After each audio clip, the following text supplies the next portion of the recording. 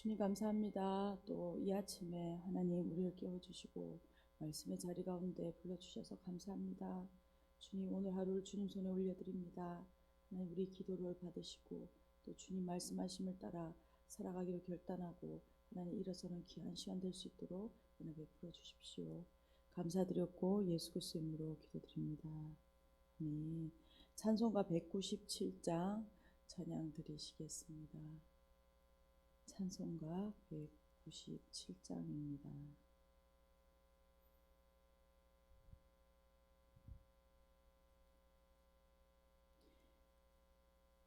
찬송가 197장 찬양 드리시겠습니다.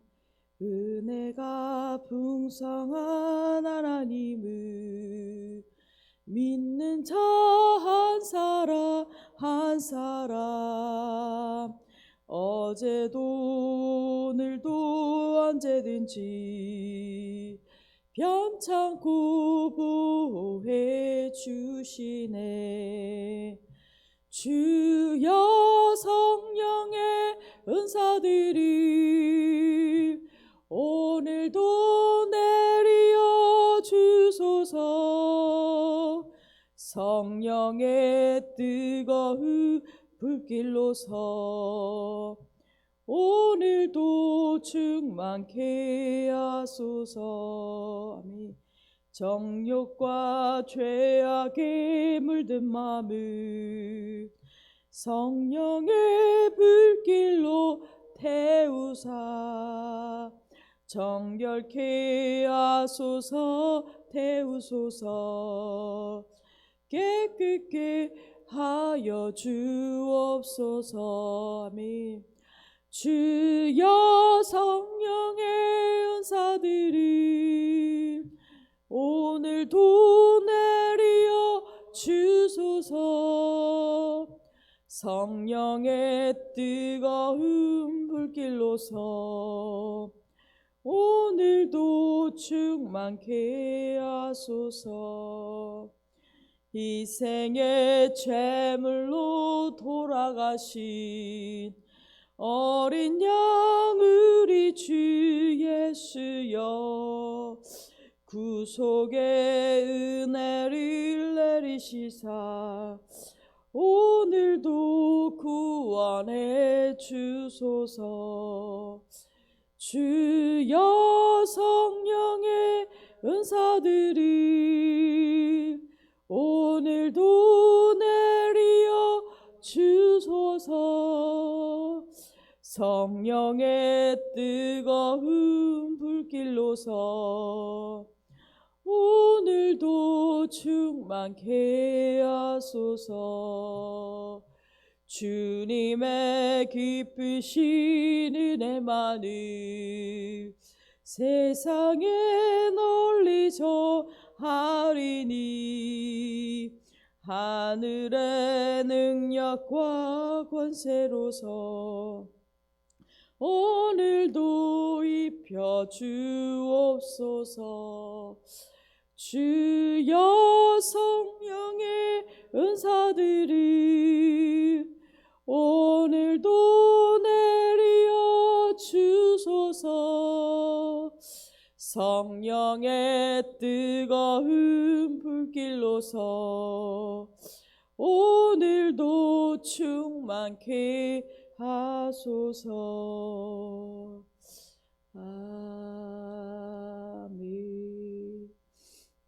오늘 함께 보실 하나님 말씀은 고린도전서 14장 13절에서 25절까지 말씀입니다.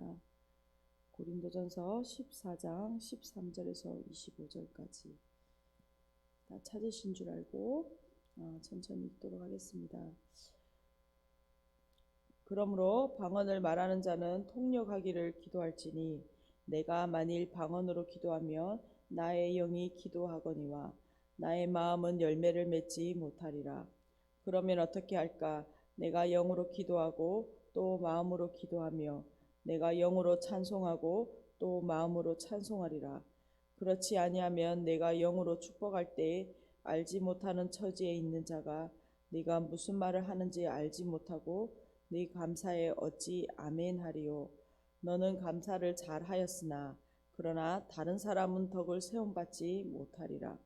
내가 너희 모든 사람보다 방언을 더 말함으로 하나님께 감사하노라.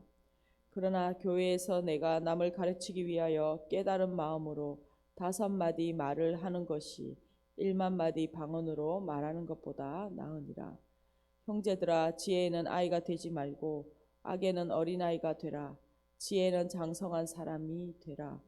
율법에 기록된 바 주께서 이르시되 내가 다른 방언을 말하는 자와 다른 입술로 이 백성에게 말할지라도 그들이 여전히 듣지 아니하리라 하였으니, 그러므로 방언을 믿는 자들을 위하지 아니하고 믿지 아니하는 자들을 위하는 표적이나 예언은 믿지 아니하는 자들을 위하지 않고 믿는 자들을 위함이니라.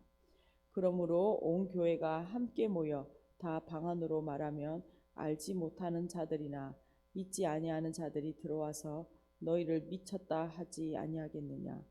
그러나 다 예언을 하면 믿지 아니하는 자들이나 알지 못하는 자들이 들어와서 모든 사람에게 책망을 들으며 모든 사람에게 판단을 받고 그 마음에 숨은 일들이 드러나게 되므로 엎드려 하나님께 경배하며 하나님이 참으로 너희 가운데 계신다 전파하리라.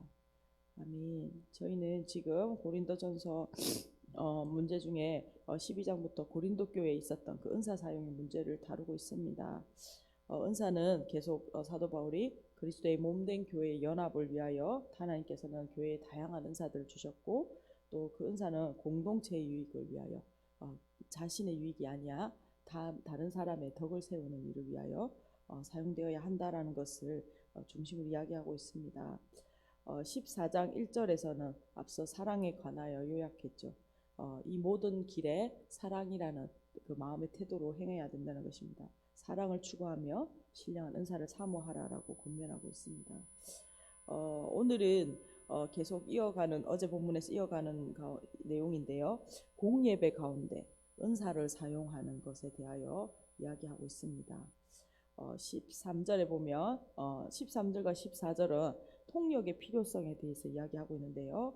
13절을 그러므로 방언을 말한 자는 통역하기를 기도할지니, 이것은 공예배 가운데 대표 기도로 방언을 하는 경우, 그러니까 우리는 대표 기도가 한 분이 나와서 대표 기도를 하지만 초대 교회 당시는 아직 그 예배에 우리가 같은 예배 순서는 아닙니다. 그래서 대표 기도가 지금으로 이야기하면 대표 기도가 여러 명인 것이죠. 이분이 나와서 대표 기도를 하고 또 다른 분이 나와서 대표 기도를 하고 이렇게 기도가 이어지는 그런 모습이었습니다. 근데 이렇게 나와서 대표 기도를 할 때 방언을 말한 자는 통역하기를 기도할지니라고 말합니다. 앞서 14장 1절에서 5절까지 예언을 더 사모해야 하는 이유를 설명했고 6절에서 12절까지 이 방언이 갖는 문제들을 어제 설명했습니다. 그러면서 지금 13절에서 오늘 19절까지는 이 문제에 대해서 지금 사도 바울이 어떻게 해결할 것인지 해결책을 말씀하고 있고, 그러면서 20절부터 다시 예언을 더 사모해야 하는 이유가 무엇인지를 설명하고 있습니다. 그러니까 공예배 때 사용되는 이 은사에 대해서 이야기하고 있는 것이죠. 앞서 사도 바울은 방언의 은사가 사람이 알 수 없는 언어, 그러니까 천상의 언어죠. 고린도 교회에서는 방언을 할 때에 천사의 말을 한다라고 생각해서 그 방언을 되게 좋은 높은 은사로 생각했습니다. 이것은 사람이 알 수 없는 언어고 하나님과 자신이 이 언어로 대화를 하는 것이기 때문에 개인에게는 유익합니다. 그러니까 개인 예배 시 그리고 개인 기도를 할 때에 이 방언을 사용함으로 방언의 유익을 자신이 얻게 되는 것이죠. 자신의 영혼이 하나님 안에서 교제함으로 강하게 되는 은혜들이 있습니다. 하지만 이것이 공동체에는 유익을 주지 않는 은사다라고 설명하고 있습니다. 그러니까 공예배 때 대표 기도를 할 때 방언을 사용한다면 이 방언 통역의 은사 가진 사람이 이 방언의 내용을 분명하게 해석하고 전달해 주어야 이 공예배 때 교회 전체가 이 방언의 은사를 통하여 유익을 얻을 수 있기 때문에 이렇게 해야 한다라고 해결 방안을 사도 바울은 제시하고 있는 것입니다. 14절입니다. 내가 만일 방언으로 기도하면 나의 영이 기도하거니와 나의 마음은 열매를 맺지 못하리라. 사도 바울은 자신의 지금 예를 들어서 방언으로 기도하고 찬미하고 축복하는 것. 그러니까 공예배 때 이렇게 기도하고 찬미하고 축복하는 것에 나타난 문제점을 지적하죠. 공예배 때 이렇게 방언으로 기도하는 사람은 자신이 하는 말의 의미를 이해하지 못하기 때문에 머리로 이것이 무슨 말을 내가 하고 있는지 이해할 수 없죠. 그렇기 때문에 결국 그 기도가 대표 기도 나와서 하지만 반쪽짜리 기도가 밖에 되지 못한다는 것입니다. 지금 말하자면 대표 기도 나오신 우리 나온 분들이 막 방언으로 기도하고 들어가며 우리가 아무도 그것이 무슨 뜻인지 알 수 없고 유익이 되지 않는 것을 이야기하는 것이죠. 또 설교를 하는 설교자가 방언으로 만약에 설교를 한다면 그것 또한 마찬가지인 것입니다. 이런 적용을 해서 이해할 수 있는 부분들입니다. 15절에서 17절까지 이렇게 기도와 찬송에 대해서 말합니다. 사도 바울은 그러면 어떻게 할까? 내가 영으로 기도하고 또 마음으로 기도하며 내가 영으로 찬송하고 또 마음으로 찬송하리라. 그렇지 아니하면 내가 영으로 축복할 때에 알지 못하는 처지에 있는 자가 네가 무슨 말을 하는지 알지 못하고 네 감사에 어찌 아멘하리요. 너는 감사를 잘하였으나 그러나 다른 사람의 덕은 세움받지 못하리라. 자신의 유익은 있을지 모르지만 다른 사람에게 덕을 세우지 못한다라고 이야기하죠. 사도 바울은 공예배 가운데 기도와 찬송을 드릴 때 그러니까 공동체를 배려해야 된다라고 말하고 있습니다. 특별히 은사를 알지 못하는 사람 어떤 사람들입니까? 당시에도 복음에 대하여 관심이 있고 그래서 이 예배에 참여하는 믿지 않는 사람들 우리는 구도자라고 하죠. 예배를 하나님을 알고자 하는 마음이 있는 구도자들일 수 있고 또한 아직 은사를 가지지 않은 또 성도들이 있었을 것입니다. 그들을 특별히 배려해야 한다라는 이 은사 사용에서 공동체의 덕을 세워야 한다는 것을 이야기하고 있습니다. 대표 기도에서 공예배에서 방언으로 기도하고 찬송한다면 공동체의 덕을 세우기가 힘들다라고 사도 바울은 말하고 있는 것이죠. 그러면서 18절에서 19절까지 바울의 예를 말하고 있습니다. 내가 너희 모든 사람보다 방언을 더 말함으로 하나님께 감사하노라. 그러나 교회에서 내가 남을 가르치기 위하여 깨달은 마음으로 5마디 말을 하는 것이 1만 마디 방언으로 말하는 것보다 나으니라.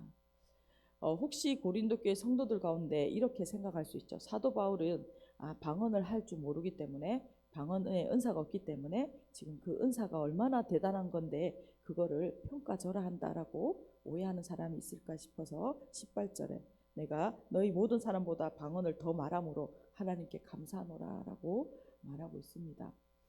사도 바울은 자신의 개인적 기도에서 그 기도 언어로서 방언을 많이 사용하고 있다라는 것을 말하고 있고 보여주면서 그 반면에 이렇게 설교를 한다든지 공적인 예배 가운데서는 이 방언을 자신도 삼가한다라는 것을 보여주고 있죠. 자신이 교회에서 다른 이들을 가르치는 것이 목적이므로 복음 전파가 목적이죠. 그러므로 깨달은 5마디의 말이 자신이 1만 마디의 방언을 하는 것보다 낫다라고 공동체에 더 유익을 세운다라고 말하고 있습니다. 다른 사람들도 알아듣고 이해하기 쉬운 말이 공동체에 깨달음을 주기 때문이죠. 계속 무엇을 이야기합니까? 영적 은사는 다른 사람들의 덕을 위하여 공동체의 유익을 위하여 그것이 사용되는데 그 목적이 있다라고 지속적으로 이야기하고 있습니다. 20절입니다. 형제들아 지혜에는 아이가 되지 말고 악에는 어린아이가 되라. 지혜에는 장성한 사람이 되라. 사도 바울은 고린도 교회 성도들이 자신의 유익을 구하기만 급급한 것에서 표현하고 있습니다. 다른 성도들에게 관심 없이 방언에만 사로잡혀서 대표 기도로 나와서 방언을 하는 것이죠. 이런 모습은 바로 어린아이들과 같다라고 지적하고 있습니다. 성도들은 어린아이에 대하여 아이와 같아야 합니다. 그러니까 악에 대해서 잘 알지 못하는 어린아이와 같아야 하는 것이죠. 거룩하고 순결한 교회가 되어야 되는 것입니다. 하지만 영적 은사에 대해서 어떻습니까? 이 영적 은사를 사용할 때는 영적인 어린아이에 머물러서는 안 되고 계속적으로 우리가 영혼이 거듭난 이후에 성숙한 어른으로 자라가서 어른은 어떻습니까? 어린 아이들을 배려하고 도와주고 섬길 수 있는 것이죠. 이처럼 영적 어린아이에서 자라서 어른으로 자라가야 한다라고 말씀하고 있는 것입니다. 21절과 22절에 사도 바울은 구약 시대의 방언과 예언이 어떻게 사용되었는지를 말하고 있습니다. 율법에 기록된 바 주께서 이르시되 내가 다른 방언을 말하는 자와 다른 입술로 이 백성에게 말할지라도 그들이 여전히 듣지 아니하리라 하였으니 그러므로 방언은 믿는 자들을 위하지 아니하고 믿지 아니하는 자들을 위하는 표적이나 예언은 믿지 아니하는 자들을 위하지 않고 믿는 자들을 위함이라. 사도 바울은 지금 이사야서 28장 11절 12절을 인용합니다. 구약 시대의 방언과 예언이 어떤 기능을 했는지를 설명하고 있는데요. 하나님은 불신하는 이스라엘, 믿지 않는 이스라엘을 믿게 하기 위하여 표적으로 방언을 사용하셨다라고 말하고 있습니다. 그러나 결국 그들이 이 하나님의 말씀, 이 표적을 보고도 믿지 않았죠. 사도 바울은 이사야 예언을 해석하고 있습니다.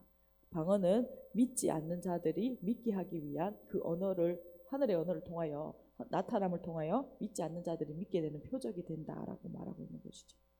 23절에서 마지막 25절까지 방언과 예언이 어떤 효과를 가져오는지를 설명하고 있습니다. 그러므로 온 교회가 함께 모여 다 방언으로 말하면 알지 못하는 자들이나 믿지 아니한 자들이 들어와서 너희를 미쳤다 하지 아니하겠느냐. 사도 바울은 이제 동일한 구약의 원리를 고린도 교회 상황에 적용하고 있습니다. 구약 시대에 하나님이 보내신 방언을 믿지 않았던 이스라엘 백성들, 그들은 하나님께로 돌이키지 못했습니다. 하물며 지금 신약 시대에 교회의 방언을 믿지 않는 세상 사람들이 이 예배에 와서 이러한 것을 보게 된다면 돌이키지 못할 뿐만 아니라 그들에게 조롱까지 받게 된다라고 설명하고 있습니다. 만약 복음에 관심 있는 사람이 예배에 참석하게 되었을 때 방언을 듣지만 무슨 말인지 이해하지 못하고 오히려 교회를 조롱하면서 그들에게 회개할 기회를 잃어버리고 다시 그것 때문에 교회로 오지 않게 되는 일들이 일어나는 것이죠. 그러나 24절입니다. 다 예언을 하며 믿지 않은 자들이나 알지 못하는 자들이 들어와서 모든 사람에게 책망을 들으며 모든 사람에게 판단을 받고 그 마음에 숨은 일들이 드러나게 되므로 엎드려 하나님께 경배하며 하나님이 참으로 너희 가운데 계신다 전파하리라. 그러나 예언은 어떻습니까? 믿지 않는 자나 알지 못하는 자들에게 그들의 죄를 깨닫게 하고 그들이 그 죄를 깨달음으로 회개함으로 하나님을 경배하고 예수 그리스도를 믿게 되는 역사들이 일어나는 것이죠. 사도 바울은 설교의 예언이 성도들로 하여금 자신들의 죄를 회개하도록 이끄는데 도움을 준다라는 점을 부각하여 예언의 유익을 설명하고 있습니다.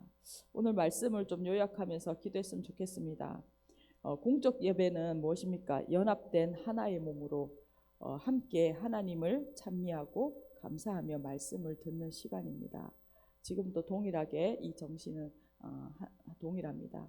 그래서 오늘 말씀은 대표 기도 때 성도들이 그 은사를 사용하는데 자신의 개인의 유익, 내가 대단한 사람이고 나의 은사가 멋진 것이고 이런 것을 표현하기 위한 그런 유익을 위하여 추구하면 안 된다라고 말하고 있는 거죠. 은사를 사용할 때 공동체의 유익과 이웃의 덕을 위하여 사용해야 한다라고 계속적으로 설명하고 있습니다. 이것을 오늘 우리의 삶 가운데 적용하면서 나가기 소망합니다. 각 사람에게 다양한 하나님께서는 은사를 주셨습니다. 그 은사를 통해 우리가 한 몸 되어 공동체를 섬기게 하셨습니다. 이 은사를 우리가 사용할 때에 사랑으로 섬기게 하시고 우리가 더욱더 성숙한 영적인 어린아이에서 어른으로 자라감으로 성숙한 섬김이 우리 한 사람 한 사람들에게 일어나고 공동체 가운데 이 성숙의 자리로 나아가기를 간절히 소망합니다. 함께 주시는 말씀 가지고 기도하며 나가겠습니다. 주님 감사합니다. 하나님 오늘도 하나님 고린도 교회에 있었던 하나님 아버지 공예배 가운데 사용되는 하나님 은사의 문제를 하나님 우리가 묵상하였습니다. 하나님 신실하신 하나님 예배의 주인은 하나님이시며 하나님 교회의 머리 되신 분은 예수 그리스도임을 고백합니다. 하나님 우리에게 다양한 은사와 하나님 다양한 하나님의 재능들을 주셨는데 이 모든 것들이 하나님 나의 유익과 하나님 나의 것을 뽐내고 자랑하며 내가 높아지려 하는 것들로 사용하는 자들 되지 않게 하여 주시고 하나님 이제는 어린아이와 같은 신앙에서 벗어나 영적으로 성숙하고 자라가요 하나님 아이들을 섬기고 돌보고 양육하는 어른과 부모의 하나님 우리의 영적 성숙함들로 자라갈 수 있도록 은혜 베풀어 주십시오. 하나님 더욱더 풍성한 은사 가운데 하나님 우리들 교회가 하나님 믿음 안에 견고히 자라갈 수 있도록 은혜 베풀어 주시기를 원합니다. 감사헌금 범사에 감사합니다. 김정영 성분이 건축원금 합력하여 선을 이루신 하나님을 찬양합니다. 경배합니다. 신보수 김혜정 안수 집사님 가정 들으셨습니다. 주님 감사합니다. 하나님 우리들 가운데 하나님 계속적으로 하나님 더욱 풍성한 은사를 부어주시고 하나님 우리 가운데 은사를 사용할 때에 정말 나의 유익을 내려놓고 하나님 공동체에 하나님 우리 이웃을 향하여 하나님 무엇을 필요하고 어떻게 섬겨야 할지를 하나님 늘 사랑의 길을 추구하는 하나님 우리들 교회 성도님들 되게 하여 주시고 하나님 우리의 말씀으로 더욱 견고해져가는 귀한 공동체 될 수 있도록 은혜 베풀어 주십시오. 하나님 우리 가운데 놀라운 일들을 행하여 주시고 하나님 더욱 풍성한 하나님의 은혜로 인도하여 주십시오. 귀한 예물 통하여 하나님 선하게 역사해 주십시오. 감사드렸고 예수 그리스도 이름으로 기도드렸습니다. 아멘. 함께 기도하시겠습니다.